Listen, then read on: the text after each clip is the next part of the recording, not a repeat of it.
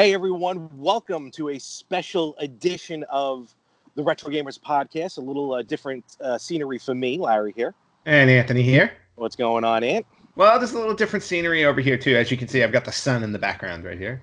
Yeah, I see that. You're the celestial entities that you're now having in your apartment is very Yes. very good. Well, no, I have personally transcended.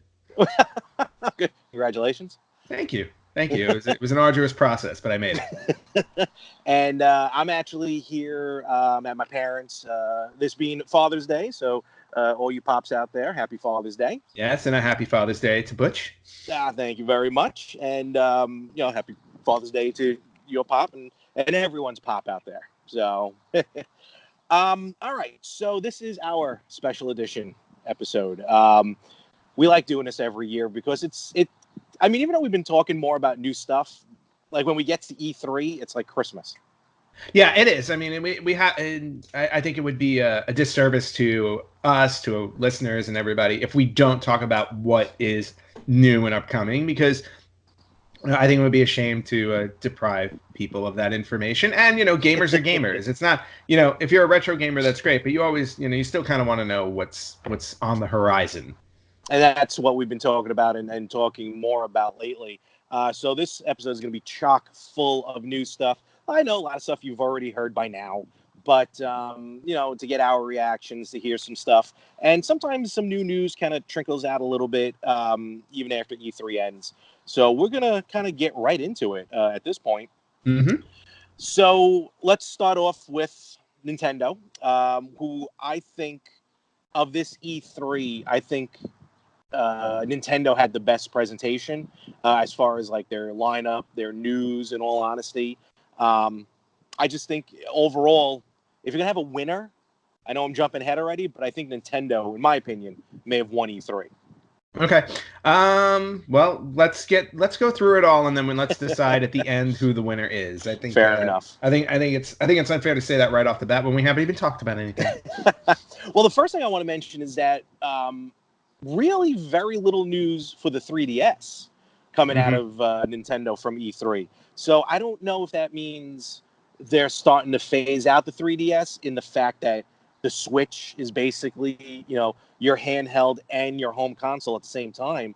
Yeah. It wouldn't shock me if they did, even though the 3DS is awesome. I think It's got great games on it, I've mentioned before. But, really nothing. As far as I remember, nothing on the 3DS. Well, I wonder if that's because how they're coming out with that more simplified Switch. The rumors, nothing official. Well, there are rumors that they're coming out with like a more simplified Well, version of the Switch, and I wonder if they're looking at that as like once we have that, the 3DS isn't absolutely necessary. I agree. I think the Switch's overall is going to become it's the hybrid. It's the hybrid. That came out of nowhere. He just jumped up in my lap. I can't do anything about it. You may see a little white fur ball over here. That would be Samson if he jumps in the window. Say hello. Oh, there he is. There he is. Cranky as ever. Yep. So, not only is the simplified 3D Switch rumored, the high-powered Switch is rumored, but nothing official from Nintendo. It's been software, and boy, did they announce a lot of stuff. Also, keep in mind, as we go through this, when we hit the systems, a lot of this is going to be multi-platform. So, like, when we get to the last system, it may sound a little, like, light in the video game realm, but because we've mentioned the games already, a lot of multi-platform stuff. But let's talk about first the news as far as, because we mentioned it last week, the new DLC character for Super Smash Bros. Ultimate, which I wasn't expecting, but I like this, Banjo-Kazooie. Yeah, I thought that was a cool little surprise because Banjo-Kazooie, for all intents and purposes, has been rather quiet in terms of a franchise, and a lot of people have been wondering when they were going to really make an impact on next gen. And this is an interesting little maybe tease for a future game. Who knows? Like why they would pull the characters out of the ether. So. And but I also like the tease like that they did on the Nintendo Direct because they had the silhouette, but then it was the dog and the duck from Duck Hunt, which is pretty funny. And then Banjo-Kazooie jumped in and beat him up. So that's your ultimate fight right there: the dog and the duck from Duck Hunt versus Banjo-Kazooie.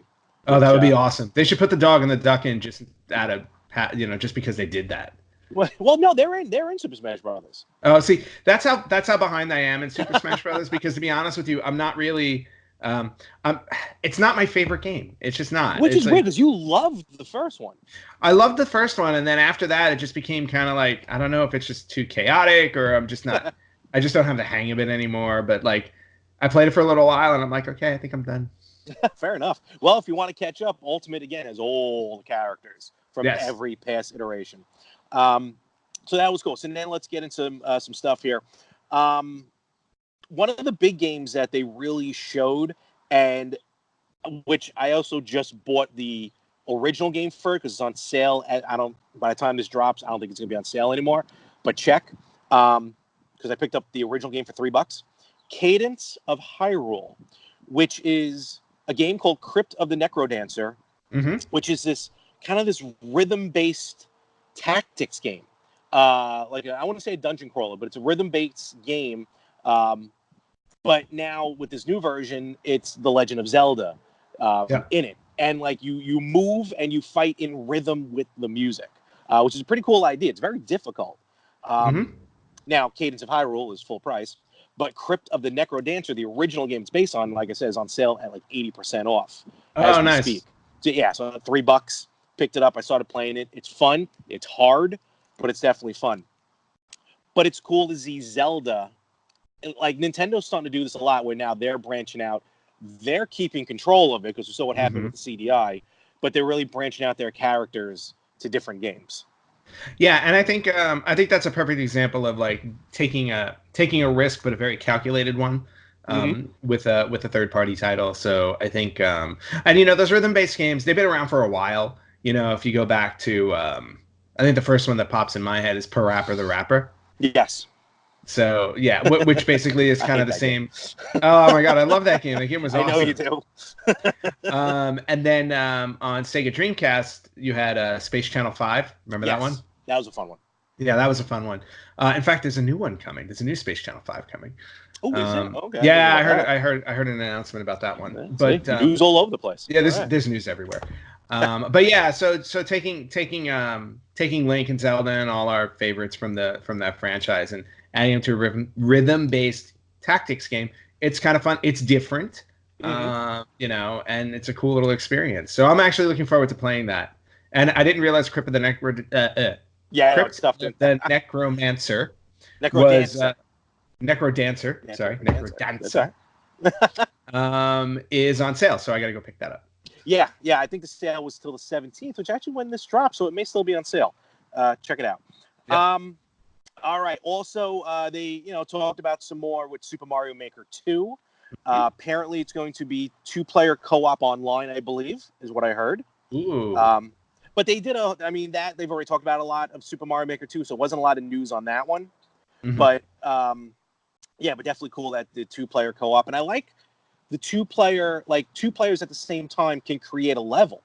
So you and a friend can, create a level at the exact same time. I guess double the speed or double the work. Oh, nice. And then what do you challenge each other with that level? I guess you could, or just do all the downloads. The Super Mario Maker I have on Wii U, I don't think I created a single level, but I just constantly played all the levels everyone else makes. So that's what's fun about it. All right. Some of the big news, first party Nintendo, was Luigi's Mansion 3. Yes. This is where we got the first look of Luigi's Mansion 3. You had the first Luigi's Mansion, right? I actually did not. Really? It was a launch title. Yeah, it was a launch title, but I completely missed it. I don't remember if I got GameCube exactly at launch. I may have gotten it a little later. But the first game I remember playing on GameCube was Wind Waker. But but that didn't come out at launch. So that's why I'm thinking I may have waited a little bit. All right. Definitely a fun game. You can get not you personally, but people can get the 3DS version. They remade the first one. The sequel is on 3DS, Dark Moon. It's just a fun game. Luigi finally getting his shot at starring in a game that's not involved Mario. Mario is missing, but it's not called Mario was missing. The gameplay, especially for the GameCube, when Luigi's Mansion came out, really showed off the power of the GameCube and what we were going to expect from that very underrated system, in my opinion. And then Dark Moon kind of doubled up on that. Luigi's Mansion 3 looks really fun because obviously it's just a sequel. It's on the Switch, so it's going to be, the graphics are going to be better. But some of the game mechanics in it are pretty cool. Like if you're used to Luigi's Mansion, now there's a slam mode. There's you can scare the ghosts a little bit, kind of throw them off. But then they have this thing. So you have Luigi, and then they have Gooigi. Gooigi, yes. So if you play with a second player, Gooigi is just what he sounds like. He's just goo, shaped like Luigi, but like he can walk through spikes. He can go through, like fences and stuff like that. Oh, that's awesome. Yeah, so it really looks like it adds gameplay for the 2-player, but don't get him in water because if he goes in water, kind of like almost like a gummy bear, just kind of melts. He disappears. Yeah, pretty much. Well, and according to I think it was according to Nintendo, but they're saying that this is like one of the funniest games they've ever created. Oh, okay. I can see that. So we should be expecting a lot of humor in that. Yeah, they do have fun with it. Luigi's Mansion can have some fun with it. So okay, and they usually poke fun at themselves in the first party Nintendo games. Pokemon Sword and Shield, really nothing new out of that one. Just mention it again. And as far as and the other big first party game that they showed, really not much news, but they showed Animal Crossing New Horizons. Yes, which unfortunately is delayed. They also announced the delay, yeah. And that's what's good about Nintendo. When there's a game that's going to be delayed, they're upfront about it. Like, look, we need more time on this, so bear with us. Not like another game we're going to mention a little later that kept getting delayed and delayed and delayed. So, hey, you know what? It's coming out. That is true. And that's like the only good news on that system that we're going to talk about. And then a little more mechanics about The Legend of Zelda Link's Awakening. Yes. So apparently, and I don't know, I'm just still getting used to the look of Link's Awakening. I don't know, it's still kind of throwing me off a little bit. I can't imagine the gameplay is going to be any different than the Game Boy version, which is still one of the best versions of the game. They did announce that the Color Dungeon will be in this version of Link's Awakening. If, for those of you who remember, Link's Awakening came out on the original Game Boy, and then they re-released it on the Game Boy Color. And when you played it on the Game Boy Color, Link's Awakening DX, you unlocked a special Color Dungeon, which I remember you played in your copy. That's only available on the Game Boy Color. So that's pretty cool. And it's funny they did this because we kind of talked about this a few episodes ago, where and you mentioned they should make like a Zelda Maker, like Super Mario Maker, but make like a Zelda Maker. And I know, like a little bit of a way they kind of have that, or they will have that in Link's Awakening. Which is great because I think Zelda is a perfect game where you can create your own, imagine, like creating your own dungeons with and you can have like bosses that you can cherry pick and put them in there and everything like that. So you don't got to build them. But just the whole idea of like designing your own layout for a Zelda world would be kind of fun. Yes. So, and they're doing that. Like you can create your own dungeon and then you can play in that dungeon. I guess you collect dungeon screens. And then when you get to that part, then you can kind of piece them all together if you want. It looked really cool. If you watch Nintendo Treehouses, I mean, they're like 6 hours long, but you can skip through them. You'll see some gameplay and some usage of that dungeon creator mode, which is pretty cool. All right, so that's really a lot on that part. Some of the other games they mentioned, we got a lot of the Resident Evil remakes. Resident Evil 5 and 6 is going to be coming to the Switch. What else we got? Dead by Daylight. That's going to be so I guess that'll be your third system you're going to have that game on. No more. No more. Just one. But now you can play it on the road. Great. And I have travel. I have travel coming up too. So. All right. So, and I think this is going to be multi-platform. Final Fantasy VIII remastered. Yes, that's pretty cool. Yeah, and what's interesting about that is that everybody has been clamoring for Final Fantasy VIII. They've been wondering when they were going to when they were going to re-release it, because if you ever notice, whenever they re-release Final Fantasy games, they always skip over 8. And apparently the issue was that the mechanics, there was something about the mechanics in the game that made it difficult to transfer it or remaster it for a system. I can't imagine what that is specifically. I honestly don't. I don't know if it was like the magic system in there, or if it was the card game system, or whatever it was. But there was some type of issue with it. But they finally decided to go back and make a proper remaster version of it. So now we've had now once that's complete, I think we've had a re-release of, I think, every single Final Fantasy game in the catalog. I think so. Basically, now this one isn't as daunting as the other game that got a remake. This is just a remastered edition. So correct. But it's still going to look like the original. Yeah, but I mean, cleaned up a little more and probably a little bit faster and stuff like that. Which I didn't realize the Final Fantasy 7 remastered, like the one that came out on the Switch, it has like a speed mode. Like you can play it like 3 times faster than the normal version, which I kind of like. Because sometimes I find Final Fantasy goes a little slow. Well, and Final Fantasy VII one of my favorite, if not my favorite RPG of all time. I mean, it took a good 60 to 70 hours to get through. Oh boy. Speaking of Final Fantasy, I didn't realize this was part of the series, the Mana series. So what happens is they are remastering or remaking, I guess at this point. This is going to be the new terms, I think, remaster versus remake. So they're remaking Trials of Mana. Oh. The third game in the series. Yeah, this is going to be multi-platform. But I discovered it when they were talking about it on the Switch. So Trials of Mana, it's a sequel, or the third, of Secret of Mana, which is actually on the Super Nintendo Mini. Correct. Great role-playing game. You mean the SNES Classic? Yes, the Super Nintendo. And don't make me throw my phone into the water. Oh, you know what? I'm recording video. That would be awesome. You'll just see it flip. Yeah.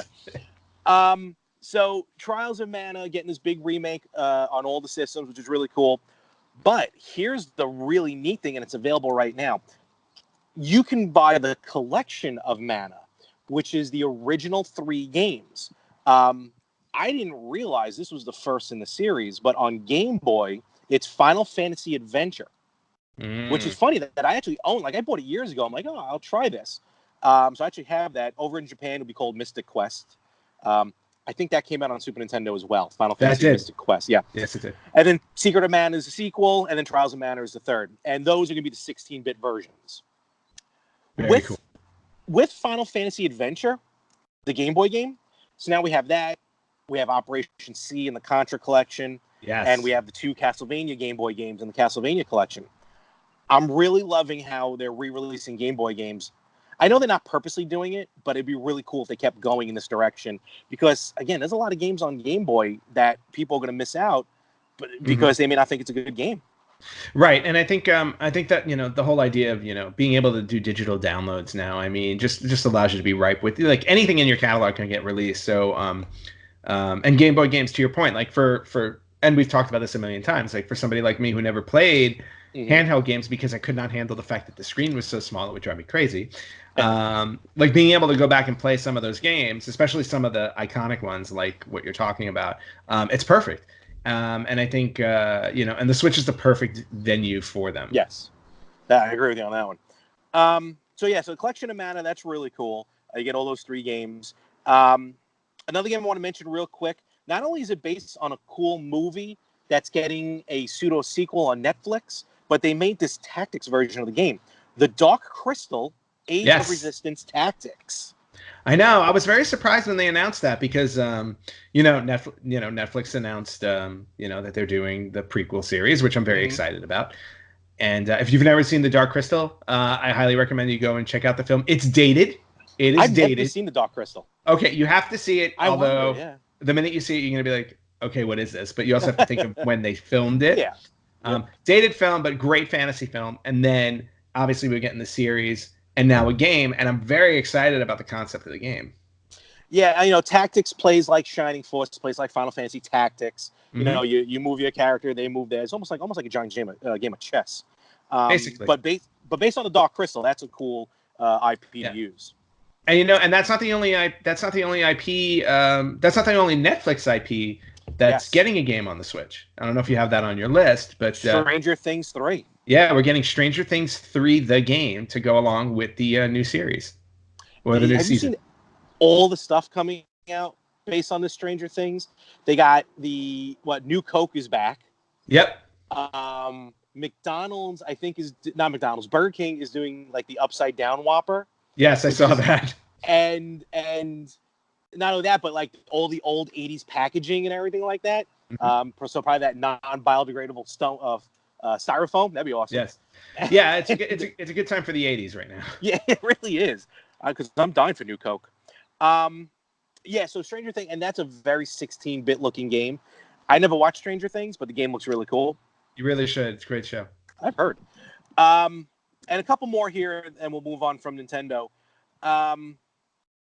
So, I was excited when I saw the announcement, and then I got kind of upset when I saw the gameplay.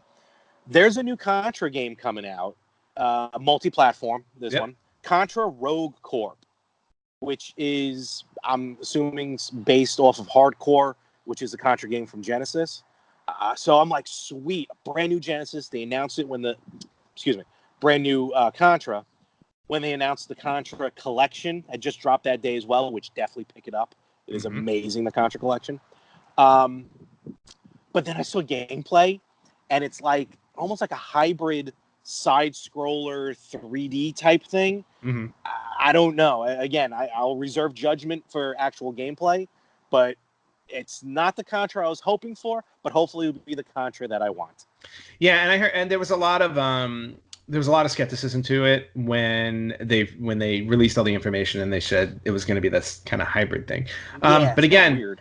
Yeah, it's weird, but you know what? I mean, we've been proven wrong many, many times before. True. So to your point, I think reserving judgment is probably the best option right now until you actually get your hands on the game. And you get to play as some sort of hybrid panda guy. I don't know. Oh, okay. I didn't realize that. I'm all in. And then two more games. Finally, first, let's talk about this one a little bit. I think you may have some likes to play this. Marvel Ultimate Alliance 3 got some more gameplay. Yep. Trailer of it and a season pass. Yes, and I am extremely excited. I think this is the game that I'm looking forward to the most at the moment on the Switch. Okay. Well, yeah, because obviously been a huge Marvel fan since I was a kid. The Black Order is basically the Infinity Gauntlet story in game mode, like the comic book version, maybe not the movie version. Yeah, no, probably more the comic book version, and not even that. I mean, I think they're taking their liberties because you're going to see, you may see a lot of characters in there that weren't even in the comic book story, but still, just the whole idea of because the whole Infinity War story is hot right now in pop culture because of the last two Avengers movies, capitalizing on it with a story in a video game, absolutely perfect, great idea. I was actually surprised they never did a game based off the film, because you know how the movies always seem to have a video game attached to them? Yeah, exactly. Yeah. And I guess the reason why they didn't do that is because they were working on Ultimate Alliance 3 and another Marvel game we'll get to later. Yep. But between the announcements they made at E3, the trailer that dropped, I think, before E3 showing some of the X-Men that are going to be in it, and then a season pass, which of course is going to, I'm sure, going to unlock either more story, more characters, things like that. Because you can buy the Game Pass now. In fact, I think it's gonna have Fantastic Four eventually. Nice. More X-Men, but it was like the X-Men logo from like the cartoon, which I guess is based on the comic book. Yes. So I can't remember what the third one was though. There was a third one. Yeah. But then there'll be, like you said, other stories, more stories. But yeah, it looks really fun. Yeah. Oh, and before I forget, I know this isn't video game related, but since you brought up the X-Men cartoon, there is a rumor going around online that they may be bringing it back to Disney Plus. That'd be interesting. The original or new, or like no. They were talking about the original one, the one from the 90s. Okay. Yes. They were talking about actually not just bringing it back, but making a new episode. Okay, so all right, so both. Yeah. So exactly, I would welcome that wholeheartedly. Wasn't like who's an original character in the cartoon that like they killed off episode 1? Oh, Morph. Oh, that's right. And then but in typical X-Men fashion, he came back. So there you go. And then finally, very much a teaser. All they said was it was in development. and this is probably the first direct sequel to this game since the first sequel of the game. We will be getting a sequel to Breath of the Wild. Yes, and wow, what a like! I'll be honest with you, surprised, completely surprised. No, I mean, I never expect a sequel. Now, I was going to say, like, surprised that it's a direct sequel. I mean, obviously not surprised that they're doing another Zelda. You knew that was going to happen eventually anyway. Yeah, exactly. I mean, you're always going to make another Zelda game, but the last time we've ever gotten a quote-unquote sequel to a Zelda game was Majora's Mask. What? Oh, okay. No, then there's more sequels than I thought. I was thinking Link's Awakening. Not Link's Awakening. Adventures of Link. Adventures of Link. But, which kind of sort of was, but I never really connected it that way. Yeah, and then now I think about it, the Zelda on 3DS, The Link Between Two Worlds, is kind of a sequel to Zelda Link to the Past. All right, never mind on the sequel thing. But well, I feel like this is like what I mean is it's a sequel that is using the same exact world and game mechanics. Yes. So in other words, like Ocarina of Time, like Majora's Mask used the same world from Ocarina of Time. Now Breath of the Wild 2 is using the same world from Breath of the Wild. When you had Zelda, the original Zelda, and then 2 Adventures of Link, it was a different game design. True. So, yeah. So that's why I'm like, okay. I was like, and of course, I had no idea that was coming. So when the trailer dropped, I was like, oh, okay. I was like, I've already put 100 hours into the first one. Here we go again. Exactly. Means I'm gonna have to stop playing that game. Yes. All right. So that's basically it from Nintendo. Again, there's gonna be a lot of news we may not mention here. These are just some of the highlights, some of the stuff to mention. But we're going to continue on here. We're going to move on to some of the next. All right, now I'm starting to get eaten alive here. I am outside. But, yeah, Nintendo, like I said, so far, strong showing for Nintendo. But we will see what the other 2 main competitors have to offer. All right, next up on the block is our favorite green system. Kind of green. I guess their logo is green. Xbox. Yes, green is better than red rings. So this is very true. Before we get into Xbox, and Xbox had a lot of news coming out. This I want to mention first because Xbox is doing it, Stadia is doing it, Sony has been doing it, and well, Xbox has been doing it as well. The push to cloud play. Basically, Microsoft, Sony, Google, they're really pushing to the point where they're looking for a subscription. You play your games based on the cloud. You don't have to download anything. You jump right in when you're ready. Mm-hmm. Just to mention real quick, again, Stadia, Google Stadia, the whole thing's based on the cloud. You have the Xbox Game Pass, and you have PlayStation Now, which even like for fun, just try the trials. Like a 1-week trial. Yeah. I got to admit, I tried the PlayStation one. And I played some like heavy graphic games like Arkham Knight, Batman Arkham Knight. And again, you could download if you want, but I streamed it. It wasn't anything different. It felt like it was downloaded. Granted, when you download it, it's a little better graphics. But this is the push that everyone's heading towards. Yeah, and I think it's just one of those things where you don't have to worry about necessarily. They're trying to eliminate the whole idea of hardware, because if you can eliminate the whole idea of hardware, what happens then is we will just constantly have a cloud service, and then as they upgrade or update graphics and things like that, you never have to worry about hey, here's a new system that we have to physically make. It's just that, oh look, we've just updated the data, and now we can offer 4K gaming, 8K gaming, and however high we go. Very soon we're going to be walking through our games in our homes. Which technically you already are. We're close to that, yes. and not only that, but there's no storage issues, like running out of storage and stuff. So no, it's unlimited. Again, it's absolutely unlimited. I like it. It's and when I tried the PlayStation Now, I really did like it because it opens up also with a subscription base. You don't have to worry about buying $60 games all the time. They're right there. As long as you're subscribed. So it's got its pluses and its minuses. I get it. Yeah, it's Skynet eventually, but So let's talk about some of the games here on Xbox. Some of them are going to try and stick to exclusives to Xbox, and then there's a big news from Xbox we'll mention. But let's talk about this first. Gears of War 5 is coming out. All right, cool, great series, first-person shooter. They're actually making a Gears Pop video game based on the Pop vinyls, which I think is pretty funny for your mobile. That could be fun. But here's what's cool. Gears 5, now, if you subscribe to the Xbox Game Pass Ultimate, which is because they announced Xbox Game Pass for PC. So you can play like over 100 Xbox games on your PC for a monthly subscription. Now, for $15 a month, you can get the Game Pass on Xbox and the PC Game Pass as well at no additional charge. But if you get Gears 5, you will also get for free downloadable content of The Terminator Dark Fate, which I think is pretty cool. That's a nice little plus. Yeah, see Terminator and Gears 5. I think that's pretty nice. That's very cool. You know, it's fun to see a lot of these crossovers that are happening now.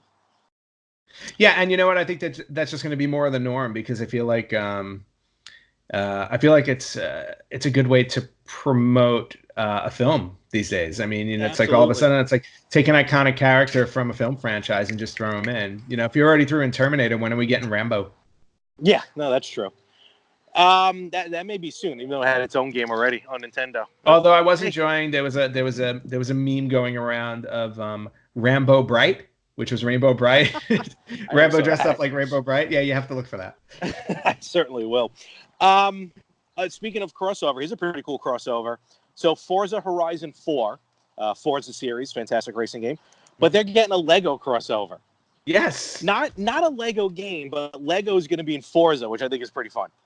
I think it's awesome. Can you imagine driving like your souped up Ferrari or whatever the hell you're driving, and then all of a sudden you're getting passed by a Lego car? Yeah. Oh, we got it. Come here. Hey.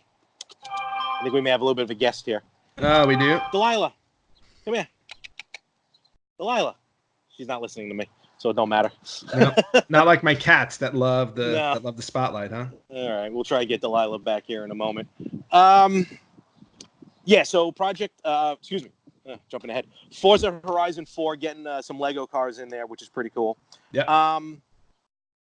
This, I think, I'm surprised it took so long for this to hit a home console. Microsoft Flight Simulator. Yeah. That game just kind of fell off the map, I think, after a while. Due to certain situations that happened. Well, for good, for good reason. For good reason. So, I remember a friend of mine in high school was obsessed with that game, and I never understood why, because I tried it once, and I'm like, wait a minute. I'm like, so I just charted a flight from New York to Los Angeles, and I'm supposed to sit here for 6 hours. In real time. Yeah, right. While it runs on autopilot until it's time for me to land. You know what? I'm good. Yeah. So Microsoft Flight Simulator is coming back to Xbox One X. I'm assuming they fixed the crash sensors on that. And hopefully it will be a good game. I hope so. It's definitely one that I was excited. I was excited to hear about it, but I was also at the same time like, yeah, but I'm not going to play it. Yeah. Actually, all joking aside, they did fix that part of it. I hope so. Flight Simulator. No, they did. Like after, all right, after 9/11, they're like, yeah, you can't crash into buildings anymore in Flight Simulator. So, but it's cool to see it come back. So that's good. Also, they announced, not a game related, but gamer tag related. You're going to be able to use symbols in your gamer tag, which I think they're doing it more to allow for like localization of languages and stuff like that. Mm-hmm. But I think the way they were talking almost made it sound like you can put like emojis in your game tag too. I don't know. I'm not really sure on that part though. That was pretty cool. Well, a cute little ad to customize your name and to make it unique, or more importantly, to be able to tease certain words that you're probably not allowed to use. Yeah, that is true too. Yeah. One of the funniest parts. Did you watch the Xbox press conference by chance? I'll be perfectly honest with you. I had to read everything this year because it's been a very busy week. No problem. So they announced Cyberpunk 2077, which is this huge big time game coming out on Xbox. I think it may be coming out on PlayStation as well. Yep. But what they announced for the first time at E3 is that Keanu Reeves is going to he's starring in it. He's one of the characters. And then all of a sudden Keanu comes out on stage, because Xbox was the only one that had, of the big three, that had a stage presentation. Yes. And I find it funny when these actors come on stage or directors come on stage, all they have to do is read from a teleprompter. Their job is to just spit out what they read. Yep. But they sometimes just can't get the hang of it. Now, don't get me wrong. Keanu he had a fun time. Like, he came out, was like, you guys are awesome. This is amazing. But, like, he couldn't stick to the script. He kept getting distracted, which I find hysterical. Well, I feel like that's also typical Keanu. I mean, that's like, true. Yeah. Apparently, like, Keanu has now like gotten this reputation online of like he's like the saint of the internet or something like really that. Is. It's like everybody is in love with Keanu Reeves these days, and you know what? And it's awesome. I go because he's this very laid back, chill guy, and he seems like just a normal person. He just so happens to be a famous actor. And I think it's hard to find a guy grounded like that. True. I mean, let's face facts. He's Neo. He's John Wick. And he's Ted Theodore Logan. He is Ted Theodore Logan, first and foremost. And he will be reprising said role when Bill and Ted Face the Music. Cannot wait. Very excited about that. They also announced a new Star Wars game, Star Wars Jedi Fallen Order, which looks very interesting. And very excited about that one, actually. It looks pretty damn good. Yeah. Some of the biggest news from Xbox that we got is the new Xbox system that's going to be coming out. Yeah, so Project Scarlet is official. They did, obviously at E3 they announced it. But of course, what I'm most interested in figuring out is, will this be the last physical console we see now that everything seems to be going to the cloud / Skynet? I'm going to call it Skynet because I know it's inevitable. Just because I want to say I just want to say I told you so when the machines take over before I get blown up. But yeah, with cloud-based gaming coming forward, this may be the last physical console we're going to see. Yeah, absolutely, positively, probably. You're right. Google Stadia is doing it, as I just mentioned before. The PlayStation Now, Xbox Game Pass, PlayStation 5 also might be that if it comes out. So Project Scarlet, as you all remember, Xbox One X was Project Scorpion. So we'll see what they're going to call this one. If you go by the names of their systems, this should be like the Xbox 893.467. You know what? I'll put money on it. Xbox Pi. You know what? That would be awesome. But I don't want it to say. I don't want to show the pi symbol. I want to see 3.14. No. I'm talking PIE. Oh. So slated for holiday 2020. Project Scarlet is going to be which they say every time they announce a new system. It's going to be the most powerful Xbox ever made, as it should be. I don't know why they go backwards. I would love it if they said that. We're actually going to make it a little bit weaker, but you'll enjoy it. We swear. It's going to be 4 times more powerful than the Xbox One X, which is huge. 120 frames per second. They're gearing up for 8K, and I'm already seeing commercials for 8K televisions. Yeah. So, I'll buy mine when the 16K comes out, because then 8K will be cheap. The 4K will be dirt cheap. I know. I still haven't bought a 4K. Telling you, they're cheap and they're well worth it. Oh, I know. It's going to be an SSD drive, virtual RAM. They're going to be really pushing Project xCloud, which is their cross-platform gaming. Supposedly, that's going to be available on the Switch. We'll get to that when they announce more stuff for it. They kept saying Project Scarlet's going to be designed for gaming, and gaming, they kept pushing that, designed for gaming. I'm wondering if they're just going to focus on that and not worry about, Hulu, Netflix, having YouTube on it or something like that, which I think is silly because televisions have all of that. Yeah, we're kind of I feel like we're kind of in a stage now with the way major studios are consolidating and they're all buying each other up and stuff like that. I don't know if it's going to become an issue where studios are just saying, we're not offering it through your consoles. We're only offering it through TVs or something like that. So it could be we may be entering a new age where it's like everybody's starting to pull back, and it's like, well, if you want to see our stuff, you have to watch it on your computer. You got to watch it on your TV. We're not going to offer it on a console, especially because if this is going to be the last generation of consoles, why invest in that stuff if eventually you're just going to be a cloud gaming service? True, very true.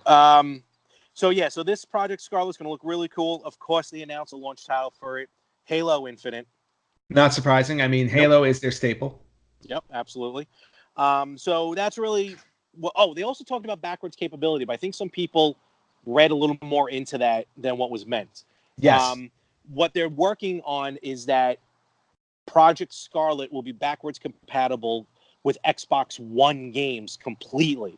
Mm-hmm. They really didn't mention anything about 360 and original Xbox. So, no, but I was gonna say I think the only yeah, Xbox 360 and Xbox games you'll be able to play are the ones like that that are available for download.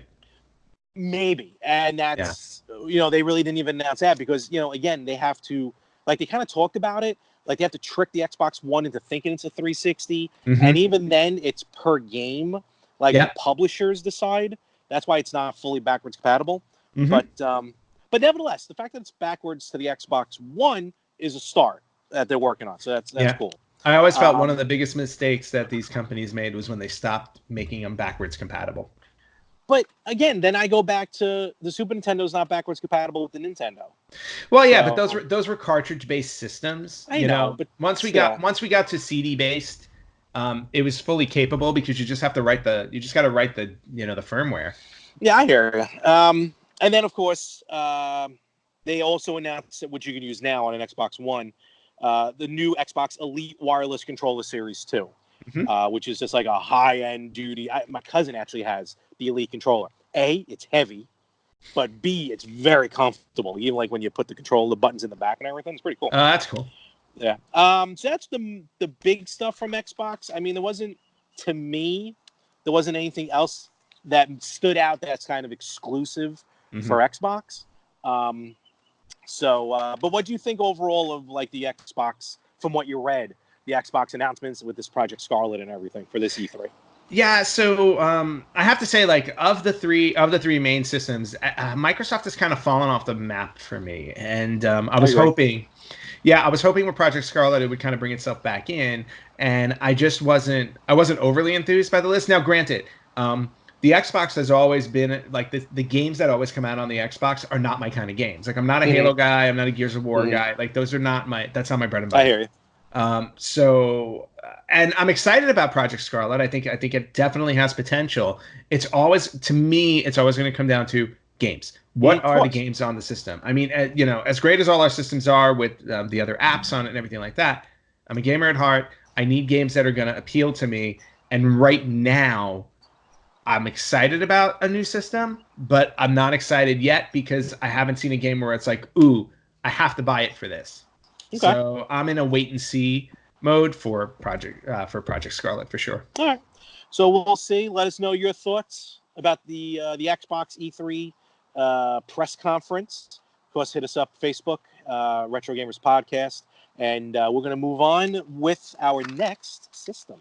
All right, Larry, and now we're getting to the third major, our third major company at E3, and we're going to talk a bit about Sony. But before we do that, yes, I have a little bit of a Sony story from E3 week. And so I thought I'd share that before we get into what Sony talked about, especially since, because Sony didn't really talk about a whole lot at E3 this year, but they purposely said they weren't going to. Exactly. They just weren't there. Yeah, exactly. So I just wanted to share a couple of stories. First off, Days of Play, which was going on during E3 week, was to me the best sale out of all of the sales from the three platforms.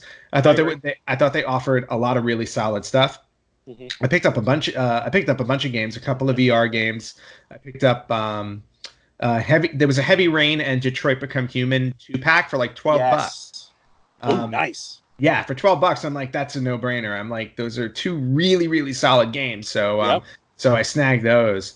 But just overall, in general, overall, I felt like Sony hit it out of the park with Days of Play, and I honestly think they did that because of the fact that they really didn't have a presence at E3, so they were kind of offering a good opportunity for gamers to kind of stock up in their library. Not to mention the fact the free games this month, Sonic Mania and Borderlands, which again, I mean, two really solid games. But the one thing that I wanted to share is, and I know you were like, I may have already told you about this, but we've all talked about the unsuccessful venture Sony had making the PlayStation Classic.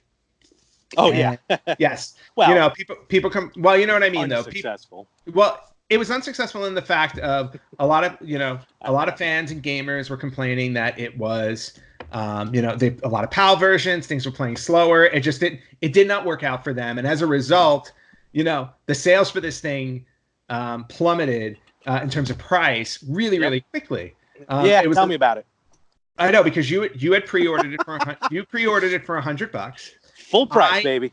Yeah, I had the pre-order and I canceled it about a month out because when I saw the list of games, I'm like, I'm not too sure I'm even gonna. Fair enough. Yeah, that's and fair. I judged it on the games that were on it. I didn't judge it based on how it played. So anyway, during E3 week, Amazon, Walmart, and I believe Best Buy and the rest of the planet dropped the price of the PlayStation Classic to $30. Oh my God, really? $30 for the PlayStation Classic. How much percentage off is that? That is 70% off. Oh my God. Yes. If it was $100 and they took 70 off, that's 70%. I'm never good at math. No, apparently not. So anyway, when I saw that it was $30, I'm like, maybe it's time for me to take the plunge and buy the PlayStation Classic. So I went on Amazon and I looked at it and I'm like, I was like, okay. I was like, for Final Fantasy VII, for Metal Gear Solid, I'm like, for Resident Evil Director's Cut, I'm like, you know what? If I bought it and I only played those 3 games, it's $10 a game. Not that bad. Plus, I get the little mini console. Yeah. If I buy it. So I throw it in my cart and I'm like, okay, I'll buy it. And then I look at, and then I look and I'm like, I was like, what is this? I have the Amazon credit card, and it gives you 5% back on all your purchases. True. So I look at it and I'm like, I was like, I have a credit. How much credit do I have? I have like over $20. Okay. So I'd like to say hello to my new PlayStation Classic that you got. That cost me $12.54. Unbelievable. So that is about 87.5% off. Figures. Well, congratulations on adding that to your collection. Yep. 20 games, $12. That's about 60 cents a game. I still think I may have overpaid slightly. How dare you? I do now have a PlayStation Classic. It's very good. Well, you're going to quite enjoy it. And we're going to have to talk later because I have the Japanese one as well. And I have no idea how to play Devil Dice. So we're going to talk about that I'll teach you how to play Devil Dice. I have to get my hands on the Japanese one just for Devil Dice. Mm-hmm. Honestly. And there's a really good Gradius on there as well. Ooh, okay, cool. Enjoy a little PlayStation Classic because that's probably like the biggest news that came out of PlayStation. That actually was like 70% off. That is the big news out of Sony because Sony was a bit quiet this year, and but you know what? They had announced it ahead of time. They said they weren't really going to have a to E3, which was understandable because they are doing similar to what Nintendo's doing. They're kind of putting. And Nintendo did have a big presence, don't get me wrong. I'm like, but Sony has decided that they're going to go all in with these monthly updates. Play of State, I think, or State of Play. State of Play. Yeah, State of Play. So Sony's State of Play. Have one. Well, they didn't have one this month because I think they had just done is this the first or second one that they just did? Yeah, but still, it's E3. If you're going to do it, I get not being at E3. Yeah. Which they just weren't there again, period. But I mean, we'll see what happens. Maybe they got other things planned. Yeah. It's possible. I mean, we may get the new State of Play may just update you on everything that's not at E3. But the big, to me, the biggest news coming out of Sony right now is obviously the PlayStation 5. Yes. Which they did announce at State of Play and not at E3. However, talking about the PlayStation 5, I mean, it looks like, again, maybe the last physical console we're going to get. And I'm sorry, just based off the first thing they said, it was a home run for me. Fully backwards compatible to the first PlayStation. Wait, hold on. But again, I think people are reading into that. That's not, they said it's going to be backwards compatible with the PS4. No. I heard it was going, no. I heard it was fully backwards compatible to the one. I've heard both. I've heard PS4 only. I've heard maybe all the way back to the beginning to PS1. See, that's the thing. And that's why I think the biggest news out of E3 for Sony, again, even the fact that they weren't there, was the fact that they did not go into details about the PS5, like Xbox did with Project Scarlet.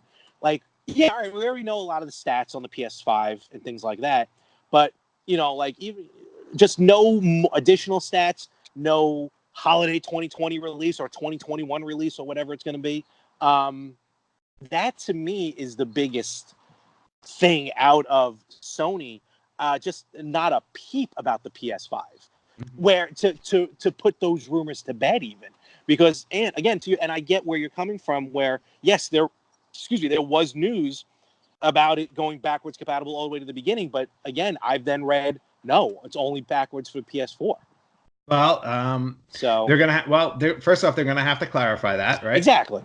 And the second thing is, I think because they already made the announcement at State of Play, there was no need for them to go to E3 to make anything additional, only because they had already given all the information away. So yes, Microsoft making their big splash at E3 was great, but in essence, Sony decided that their strategy was going to be, we'll get the leg up on Microsoft by announcing it before E3, since we knew Microsoft was announcing it at E3. That's at least my thought. Fair enough. No, completely understandable. I figure also just even a point to just remind us about, not that we need reminding, but just mention the PS5. Just nothing. But agreed. Be that as it may, there was still a handful of good stuff. And like I said, we get in the PlayStation 3rd. A lot of games we've already mentioned are coming out multi-system. So the PS4 is getting its fair share of games. But to mention some of the exclusives, well, not exclusive, exclusives. First one that actually I just thought of now, I forgot about. In the vein of Night Trap, they're remaking Corpse Killer. Yes, talk about random. I mean, that was just like a random announcement. And you know what? I'm in. Oh, totally. It's a Sega CD game. I think it was Sega CD 32X even, maybe. Yeah. Limited run, those terrible people, in my opinion, legally speaking, at Limited Run are going to release it, physical copy. So I'll make sure to download it. Which I'll pick up and get. Well, unless someone virtually steals it out of your cart, because Limited Run is which won't happen. That has not happened for me yet in the 2 games I bought. But let's talk about the big stuff here. First, there was a game that they announced called Spiritfarer, which it looks like a very lighthearted game. It's almost like you live in this world where you're living on a boat, and then you run into these magical, mystical creatures. But as you go along, you build your boat almost into a city. Yes. So it's kind of like that. I wouldn't call it necessarily a sandbox game like some of these other games, but it looks pretty interesting. It looks like a fun game. That looked like it had a big hit to the PlayStation. Speaking of which, with Sandbox, I thought I heard something. Minecraft Dungeons is going to be coming out multi-platform, which is, well, what it is, Minecraft, but it's like, it almost plays like Baldur's Gate Dark Alliance or Diablo 3, which I think is pretty cool. So that's going to be good. And here's one for you. I don't know if it may already be out. I'm not 100% sure. But Beat Saber is getting its DLC, Imagine Dragons. Yes. Imagine Dragons dropped last week. Already? Okay. Yeah, dropped last week on June 10th. And get it? Yes, I have gotten it. Awesome. I've gotten it. I've played through. I think I've completed all of them on expert mode already. But that doesn't mean they're easy. And the expert plus mode is insane. Here's my thought on that. I was actually having a conversation with a friend of mine about this yesterday, because Beat Saber, at least on Sony, there are maybe, let's say, 30 songs, and now Imagine Dragons they released another 10, which is great. Yeah. But unfortunately, the issue that I'm having with it is that because there aren't a lot of songs available on Beat Saber, dropping 10 songs from the same artist isn't as exciting, because you're just playing through the same artist on that pack. And they don't have enough variety yet, in my opinion, on the system to warrant a large pack from one artist. Now, if they would have broken it up a little bit, the way that Rock Band used to do, because what Rock Band would do is like, here's a 3-pack of Imagine Dragons, and we're also releasing... here are 5 singles from 5 other artists, and then here's a separate album from another artist, where you get like a full 10 songs. I'm like, right now it's just like 10 whole. So I've got like 30 songs from artists I don't know, right? And then they're mostly like electronic, like techno, a lot of EDM stuff. And not that there's anything wrong with them. I'm enjoying the song. I'm enjoying the songs. They're very challenging, and some of them do get in your head. There's one that actually has a almost like an 8-bit beat to it, and it reminds like playing through it reminds me, for some odd reason, it reminds me of playing through Castlevania. I don't know why. Awesome. But then I have all these songs from artists I don't know, and then 10 Imagine Dragons songs. So I'm like begging for more variety, and they've already announced, and they've already said they've made a lot more licensing deals with other artists that will be dropping later. Good. I'm like, if I were them, I would just say, hey, I was like, mix them up when you drop them. It's great that you want to do a whole bunch from one artist. I was like, but if you give a variety in each pack, I think it would be more appealing. Okay. My sounds good. Yeah, listen, you're the only one playing it between the two of us right now. So, well, you should play. I want to. Other DLC, which I'm not 100% sure what it consists of, but Kingdom Hearts 3 is going to be getting some downloadable content to the PlayStation. Yes. I think this winter. Mm-hmm. And then as far as games, there's really only, in my opinion, and maybe in yours too, Ant, definitely 2 big games on the PS4. 4 in general. There's a game called Gods and Monsters that was coming out that a lot of people kind of flipping over, which is kind of cool. Yes. That may also be on Xbox. I'm not 100% sure on that. Watch Dogs is getting a new game. Watch Dogs Legion, and apparently in this one, like any character you run into, I think can be like a nemesis or something like that. It's a very interesting concept, and I think it's actually going to work out well for anybody who's a Watch Dogs fan. Yeah. All right. So we're going to talk about these 2 games, and Ant, I know these are probably 2 games and 2 franchises that you really enjoy, so I'm going to let you pick which one you want to talk about first. I think you know which 2 I'm talking about. I definitely know one of them that you're talking about, and I'm blanking on the other. So why don't let's do the other one first. Oh, okay. Marvel's Avengers. Yeah. Oh, right. Marvel's Avengers. Marvel's Avengers. I didn't bring it up before. Yeah. Okay. So now this one, not based on the movie. Not based on the movie. Completely original story. Completely original character design, which, again, I find hysterical that people are complaining about character design, because I think they're used to Chris Evans and Scarlett Johansson and RDJ. You know what I mean? Like, let's get into this, and I think you know a little more about it. Yes. So let us know about Marvel's Avengers from Square Enix. Yes. Okay. So Square Enix has been working on this project for a really long time, and everybody's been wondering what it's about, because they said, oh, wait, they have the Marvel. What are they doing for Marvel? Nobody knew. And it took them forever to finally, drop some information. And here we are. We get the trailer for Marvel's Avengers. Now, lot of things that I found that was that were humorous about it. First off, they turn around and they say that we didn't, they didn't want to emulate the films, right? They want to do something completely original story and all that stuff. Great. I was like, yet conveniently, the 5 main characters are 5 out of the 6 original Avengers from the film. So it's like, okay. I was like, well, you kind of did sort of copy the film. Let's just go there. Aren't they like the top 5 or 6 Avengers in the comics? Like, who were the original Avengers? Yeah, let's get nerdy. Okay, so let's get a little nerdy. So the original Avengers were Thor, Wasp, Iron Man. Okay. And then Ant-Man. Wait, was it Ant-Man? Yes, it was Ant-Man. Wait. Oh God! See, now I'm questioning myself. Let me ask you this: Who are the Avengers now? Oh God! Forget about now. About now. Well, too many. We're jumping around. Is this even based on the comic, or is this just like a completely original, separate? Okay. It seems like it's a completely original story. Okay. And of the original Avengers, because remember, Captain America was not an original Avenger. He showed up in Avengers number 4 when they thawed him out, when they found him in the ice and they thawed him out and all that stuff. Because you can survive like that, especially when you're Captain America. Exactly. However, obviously, just all you have to do is admit, we're trying to capitalize on the success of the films. We're using some of the main characters, and of course, the minute everybody saw it, their first complaint was, why is Hawkeye getting shafted again? Yeah, true. Yeah, because he's the only one of the 6 from the first film that's obviously not being shown in the trailer, and everybody's like, calm down, because the storyline behind this game is that they're on the West Coast in San Francisco, setting up the West Coast Avengers. Now, the West Coast Avengers in the comic books was led by Hawkeye. He was the leader of the West Coast Avengers. Stop complaining. We're going to give you your own separate team. Do us a favor. Set up a cross country. Yeah, basically. We're like, you know what? We need people on the West Coast. Well, geez, who do we want to go away? Yeah, it's like, who do we want to banish over there? Oh, Hawkeye. Go. So anyway, so that's the West Coast Avengers. So now that's the story they're setting up here. So it's in San Francisco, setting up West Coast Avengers.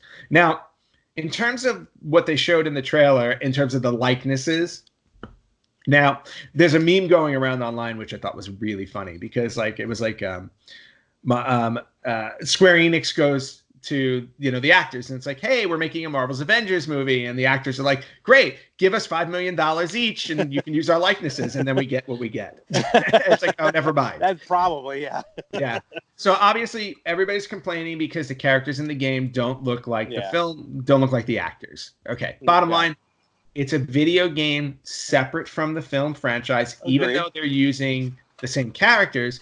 The reason why they're using the same characters is because those are the most recognizable characters thanks to the films. Understandable. Right. Understandable. Completely understandable.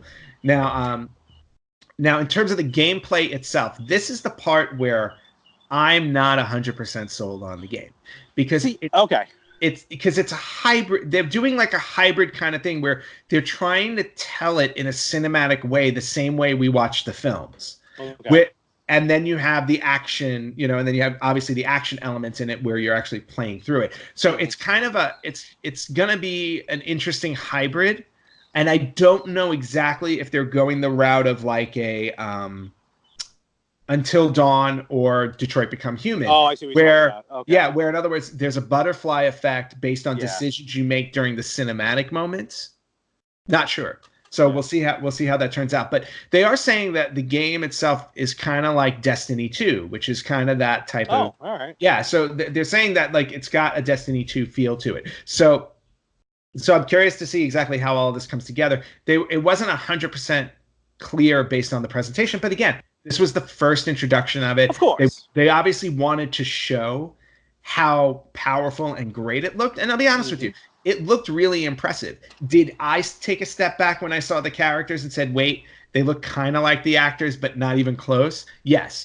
And I think maybe had they have made an attempt to make the characters look completely different from the actors, I think they probably would have been better off to just show we're giving you the film feel of the Avengers films with a completely original game. I think that probably would have been the best bet. However, it's not going to deter me, and I don't think it's going to deter a lot of people from playing the game if the game is awesome. Not at all. I was like, and then on top of that, they also announced that there will be, I don't know if it's a season pass that they're going to have. I'm assuming it is. There's your cat in the window. Hey, there you are. What's up? And that's it. Cranky sometimes. Yeah, that's there you go, Samson. Well, she wanted to hear about the Avengers. He's already bored with our nonsense. Yes, he is. So I don't think it's going to deter anybody. And I did think they announced there like a season pass where you're going to be able to download more, more missions and stuff like that. But here's the thing they announced, which is cool. It's all free content. Yes. Apparently, there's no play to pay. The other big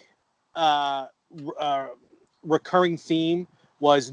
Like a lot of these companies are no longer going with what they call pay to play or pay to win, meaning downloadable content or, pay this much money, you get your stats all up to speed and then you go and defeat the game. So, it's kind of old school. You go through the game. But with the DLC, which includes new characters, new settings, new locations, they say they already have this is like a multi-year process that they're going to have this game out for. And they're already planned that out for regular download. So I wouldn't call it a season pass as much as it's just here's updates. Let's call them updates. Yeah, and there are a lot of games that do that right now. Like I play I play Dead by Daylight religiously at this point. And they're constantly they have every year they have a presentation that they do that's like 2 or 3 hours where they basically tell you here are all the updates coming to the game. And I think this is another way that games are going. Companies are trying to figure out, instead of making 1,000 games, it's like based on one franchise. It's like, how do we make a core franchise game and just continually update it so you're just getting obviously a continuing story and continuing gameplay from the same game. Yeah. All right. No, I can see that. Now, also, it's funny because now that you mention it, it's weird. When I saw the trailer, I'm like, all right, these are clearly not the characters from the movie. Because I kind of thought it was going to have a movie tie-in. But once I saw that, I'm like, all right, no movie tie-in, which is fine. But then, I don't know, then I'm like, all right, like in my head, I'm like you said, those are the 5 Avengers that everyone knows, that the general audience knows. I'm fine with that. But then I'm like, all right, now the rest of this is just a completely original story, original IP, if you will, original everything. But then as soon as you're like, they're capitalizing on the movie, then they announced, like, they had like a little teaser for new stuff. And who is it? It's Hank Pym. Scott Pym. Hank Pym, excuse me. Hank Pym. Yeah, Ant-Man. It's like, okay, never mind. They're going with as much of the movie as possible. But nevertheless, look, at least I get the reason to try and pseudo tie it without really tying it to the movies. Yeah. But then you go off on your own. And again, the downloadable content, the free updates will probably be other stuff that we've never seen in the movies, of course. Exactly. But again, I say go with the most recognizable characters from the film because they're more relatable to a general audience now. And then with that being said, if even today, I mean, it's not you can pre-order it today, but the beta's not up yet. But you can be part of the Marvel's Avengers beta on PlayStation if you order the PS4 game today. Yes. Or now. So check that out.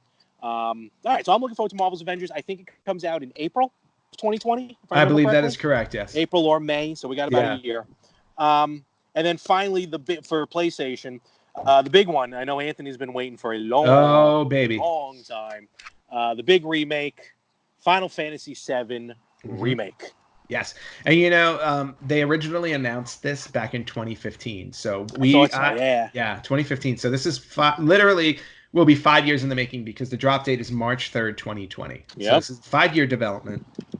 And to be honest with you, with a game of this magnitude, I can understand why it's taking so long to make because, like I said, this game was a massive undertaking even on PlayStation. I mean, it was 3 discs if I remember correctly. Maybe 4? No, 4. No, 4. Final Fantasy VIII was 4. Yeah, that's right. Yeah. But Final Fantasy VII was 3 discs. I actually still own the original copy I bought in 1997. There you go. That was a game I was never letting go of. I hung on to it for dear life.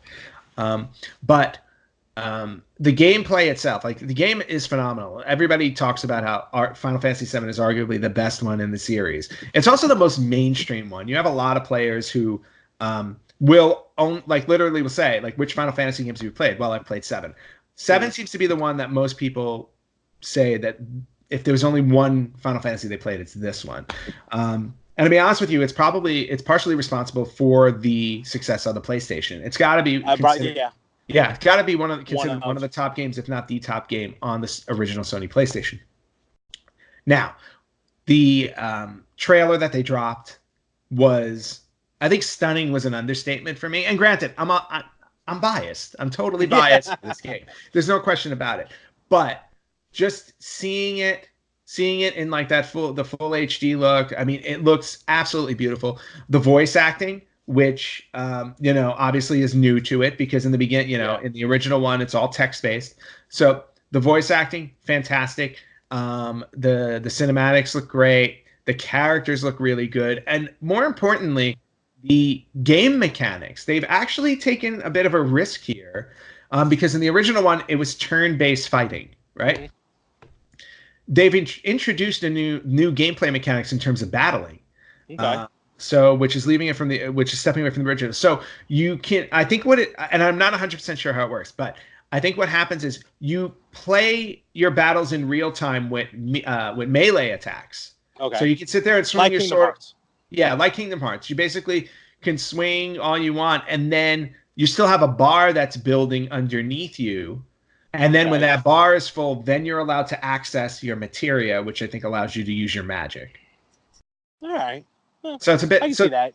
Yeah, so they're doing a bit of a hybrid with it, and I'm really curious to do. Like, I would love to do a hands-on demo to see it. People who have played it said it's a really interesting take, and we'll see. Ultimately, we'll see what comes out. But everything that I've seen on it has been nothing short of fantastic. And that trailer to me was probably the best trailer unveiled at E3. Okay, and that, fair enough. Me, that trumps Breath of the Wild 2, which is saying a lot. Yeah, that does say a lot. Yeah. Yeah, even I'm like, wow, this Final Fantasy VII game looks fantastic. March 3rd, 2020. Check it out. I don't even know if it's on pre-order yet, but I'm sure it will be soon. And I may wait. I was going to get Final Fantasy VII on Switch, but I think I'll just wait for the remake. Go big or go home, right? Yeah, so, no, I think so. Well, and you have it on your classic, so you can just play. You can play it on there, This is very true. Unless you want to play it remotely. Also true. Yeah. So, and that's the cool thing about the Switch. It's like even if you have the game at home, being able to take it with you, like for me when I travel, it's like I need games with me. So the Switch is perfect for me. It's funny. When I'm looking at this with Project Scarlet, the PS5, the Nintendo Switch, look, don't get me wrong. I'm sure I'll be eventually getting all these systems. But in my head, I'm like, if I had to choose just one, like if I had to get rid of like 2 systems and keep only one, without batting an eye, I would say Switch. I would keep the Switch. Yeah, it's just is what it is. Yeah, and right now I'm kind of torn between the Switch and the Sony PlayStation because VR is becoming a big thing for me. So. That very true, very true. So and I'm sorry, nobody can force me to buy the Nintendo Labo VR. I'm sorry, it just doesn't. Fun. That's all. It's like there is no game right now that is a full game. It all is just goofiness, something for the kids to put together or a 39-year-old to put together, and it's just kind of a cool thing. It's no, and I get it. I get it. It just doesn't look appealing to me at all. That's because it's nothing compared to the PlayStation VR. So exactly, but it wasn't meant to be. So. Yes. All right. Nintendo, Microsoft, Sony. How would you rate them? Well, I mean, just based off if I'm being honest, and based off of E3 presentation only. Yes. E3 presentation only. They go in the order you listed. I think Nintendo, Microsoft, Sony, in that order. Agreed. Now, if I had to put them in my own personal order, I would probably go with Sony, Nintendo, Microsoft, and that's only because the 2 games that Sony announced are the 2 games that I'm clamoring for the most. Okay. Nintendo's got 2 really solid ones in Breath of the Wild 2 and in Ultimate Alliance. And those are probably those are the 4 games coming out of E3 that I'm most excited about. Okay. But Sony's definitely got the edge for me, but again, mostly because I've been dying for this Final Fantasy VII game ever since they announced it, and I was not disappointed when I saw that trailer. Final Fantasy VII, I think, is the time to get a 4K television. I will probably have a 4K television before that comes out, but yes, no, I will. Awesome. I will go 50K if I have to. All right, so let us know at the Facebook page, on Instagram, again, both Retro Gamers Podcast. Who you thought won E3, and then we're going to start to wrap this up. We got a little bit of third-party news, if you will, and then we'll take it from there. We'll be right back. And we're back. All right. So we're just going to wrap up some stuff here. What I like to call the third-party news from E3. Third-party news is very important. I thought this was some cool stuff. All right, let's touch on it real. Actually, you know what? I'm going to save that for last. I know I got the list. Anthony does. I'm going to save that for last. Let's talk about Arcade 1-Up. They had a lot of good news. Holy cow! Out. Yeah, what a surprise though from them. I mean, the arcade machines are very impressive. And the ones they've already come out with, because they come out with Pac-Man, Asteroids, Mortal Kombat, Street Fighter, Final Fight, stuff like Final that. Fight. Like they've come out with such great arcades. And to be honest with you, if I had a room to put them in, I'd buy pretty much all of them. Right, exactly. I agree with you. I was going to take my kitchen out and just line them up with Arcade 1-Ups. Yeah, I was actually thinking that I don't really need a couch. So, although it is one of my cat's beds. So, well, they'll sleep on the arcade cabinet. That's very true too. But yeah, if I had the room, I would buy a whole bunch of these things. However, the ones that they announced at E3, I gotta tell you, I now the temptation is at like an all-time high. Honestly. Yeah. All right. So first, they started the week with 2 big announcements. First, a Teenage Mutant Ninja Turtles arcade cabinet, which 4-player. Yes, you beat me to it. And which 2 games are they in? It is Teenage Mutant Ninja Turtles 2, if I remember correctly. Well, we know it as Turtles 2, the arcade game, but the original 1989 arcade game. The original 1989 arcade game, and then Turtles in Time. Yeah, which was another fantastic arcade game. 2 top-notch games. And then they announced the Marvel cabinet, which I'm going to be honest with you, I thought had the arcade game I was thinking of, but I guess that wasn't it. I was disappointed it didn't. But it has Marvel superheroes, X-Men Children of the Atom, and the Punisher. Yes, and the Punisher. It's interesting. The Punisher game, and there was another game. There was a Spider-Man game that was like a 4-player. Yeah. Those games aren't as well known, so it was interesting to see the Punisher show up. I have a feeling that wound up on there because they couldn't get the rights to a certain other game. Yeah, probably. But I thought Children of the Atom was. I was like, oh my god. And then I looked into it, I'm like, oh, that's just another fighter. No, it's just another fighter. Not just another fighter. It's a great game. Yep. Did you see the Thanos-sized Marvel cabinet at E3? Yes, I did. It was a 16-foot, fully workable arcade cabinet they had at E3 of the Marvel one. That was pretty cool. Yeah, that was outstanding. So you thought that was the only two? Like, okay, that's good enough. Yes. But no, then they announced 2 cocktail tables. Yes. Which I love those. A good old-fashioned cocktail table arcade. A Namco and a Capcom. All right, let me get ready to announce these. So, Namco. Well, that one, not a lot to say. 8 Pac-Man games, Galaga and Dig Dug. Yeah, I have a feeling you'll be buying that one. Now, they didn't go into detail which 8 Pac-Man, so I listed 7 of them, what I think they are. So, Pac-Man, these are what my guess. Pac-Man, Ms. Pac-Man, Baby Pac-Man, somehow, because that was a hybrid pinball game. Yep. Pac-Mania, Super Pac-Man, Pac-Attack, and Pac-Land. That's not official. That's what I think. Yeah, I wonder what would be the other one. I couldn't even think of an 8th one. Yeah. All right. Let me announce the Capcom one. There's 12 games.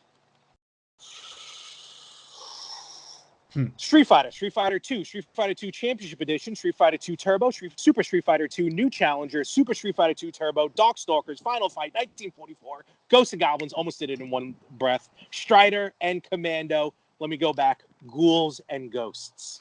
Yes. Almost got that in one shot. 1944 Loop Master is part of that. That is a lot of Street Fighter. That is a lot of Street Fighter. And I don't know about playing Street Fighter on a cocktail table. Here's the thing. It's the first ever split-screen Street Fighter game. Oh, yeah, because you're on opposite sides. Exactly. So I think that's pretty cool. All right, so you got, and those are, now these usually retail for $400. The cocktail tables will be $500.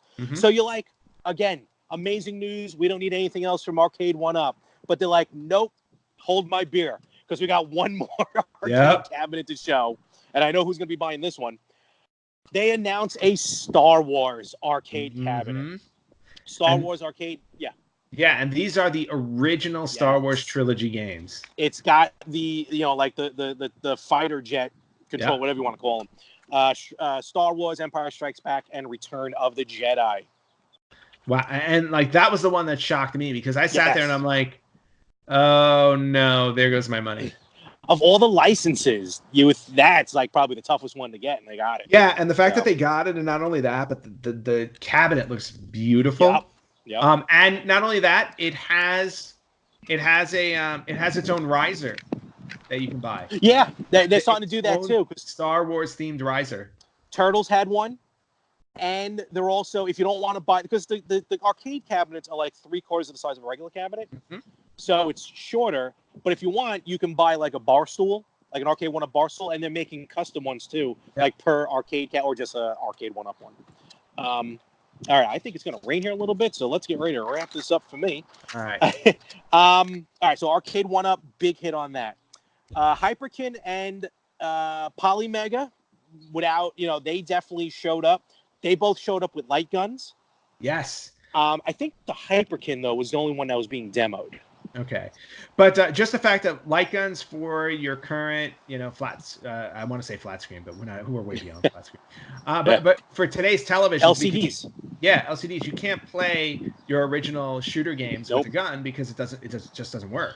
Because it had to be it was just the way that the old conventional televisions were, what they call those? CRT screens. Yes. It looks like with Hyperkin, it's like an adapter. Like, remember the adapters, like to play a Famicom game on an NES, like those old school adapters? It looks like there's going to be an adapter that you put between the cartridge and the system. And I heard like it works. There's like a white border around the screen, and that's how the gun would recognize where you're pointing. But who cares? Because nevertheless, it's still an amazing concept to do. So that was big as far as the light guns with the two of them. Hyperkin announced they will be releasing that will work on original console TurboGrafx 16 controllers. Yes. All right. They also announced an S wheel, which is a driving wheel for the Xbox One. Mm-hmm. Both Hyperkin and Retrobit, which is another wonderful company that's putting out some controllers, putting out N64 controllers. Yeah, which is great because we need those. Yeah, which I never had a problem with the original N64 controller, but I guess enough people did because they swap out the analog to go where the D-pad was. Yes. So I don't know. It's anyway. What else? Retrobit is putting out. Remember the old NES Turbo Max controller? Yeah, that little one with the disc. I hated that controller. Well, Retrobit's putting out a new one. So, why? And Retrobit showed prototypes of a Dreamcast controller and an N64 controller that's shaped more like a Super Nintendo controller. Oh, that's interesting. Yeah, it's very just concept, very interesting. Okay. Bounce back to Hyperkin. They're releasing what's called the Competitor, which the only way I can describe it is a PlayStation-like controller for the Xbox. Oh, okay, cool. So that's pretty cool. Oh, Larry, oh man, Larry, you got a little too excited about Hyperkin there. Right? Did you faint? I did. I had something happened. So that's why I wish I had wireless headphones. Yeah. Sorry about that. Where did I leave off at? I don't remember. I don't know. I just started laughing. I was getting ready to wrap things up here with that. Retrobit putting out a bunch of Genesis controllers. Yeah. Actually, I just discovered they have an 8-button Genesis controller. It looks like the 6-button Genesis, but with 2 shoulder buttons. Okay. That actually works on the Switch. Oh, that's kind of cool. Yeah, that was pretty interesting. I like that. Yep. And then 2 more pieces of news, one of which is Intellivision was at E3, showing off the official look of the Amigo. Mm-hmm. Or Amico. Amigo or Amico? Amico. Let's get this right. Yeah. Amico. Might as well call it Amigo at this point. I would like them to explain what that means. They didn't say. They went into a lot of definition as to how the logo looks, but yeah, I don't know where they came up with Amico, but they announced the system, which again is going to be download only, but it's also a family-friendly system. You know, they announced really it's E for everyone is as high as they're going to go with the ratings. The games are going to be relatively priced. The system is going to be under $200. And all the games on it are going to be exclusive for the Amico. So, yep. And they announced, I was going to say, do we know if there's any third party involved? Well, Earthworm Jim's going to be on it. Okay, so that's a brand new Earthworm Jim. Yep. Yes. They did have 22 games playable, but like the first bunch are going to be like old Amico games, old television games. Yeah. Okay. So, but there's going to be 5 different colors for the system that you can get: metallic pearl, obsidian black, GTO red, galaxy purple, and the one I want, vintage wood grain. Vintage wood grain, yeah. I knew you would go with that one. Me personally, obsidian black is the way to go. And of course, that's basically white, black, red, purple, and wood. And wood. Yeah. And then finally, and this one came out of nowhere. It was like the last night of E3. Yes, it was. And of all places, Konami was the one that dropped it. I know, which was interesting. We are getting another mini, and this time it is an official TurboGrafx 16 mini. Yeah, and this one's got me really excited because TurboGrafx 16 had so many solid games. It was a short-lived system, unfortunately. I think they kind of buried themselves with the when they tried going CD. It just didn't work for them. I don't know exactly. I knew one person I knew who had the system. Well, that's what I mean. Well, I just don't think they were able to compete with Nintendo and Sega at the time. It just wasn't to be. But that didn't stop it from being a good system with some solid games. Absolutely. So, yeah. Absolutely. So, you know, it's going to be your typical, like all the other minis, you know, it's going to be preload. They haven't announced how many games in total. No, they only announced a handful, like 5 or 6. Yep. Which I'm looking forward to. Ant, let us know what those games are. Yeah, let's go through the list. Okay. So, and obviously the North American and the Japanese versions are going to have different games. Of course. And they've announced 6 for each one. Now, for the North American version, we're getting Alien Crush. Nice. Dungeon Explorer. Classic. New Adventure Island. Ooh, I like it. Yep. Ninja Spirit. That's a good one. R-Type. Absolute classic. I got info about R-Type in a moment. Yep. And then Wise Book 1 and 2. Ease. Wise. I think it's pronounced. I like Wise. But I like to read it the way I see it, so I'm calling it Wise. And you know what? Alphabetically on the list, it's Wise. Fair enough.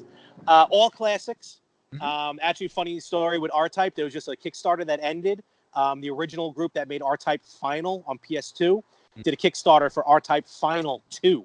So they're making a sequel to that. So I'm in on that Kickstarter. Very cool. Won't be till holiday next year, but I'm looking forward to that. Now, how different is the Japanese lineup? The Japanese lineup is actually very different. They've only got 2 of the same games.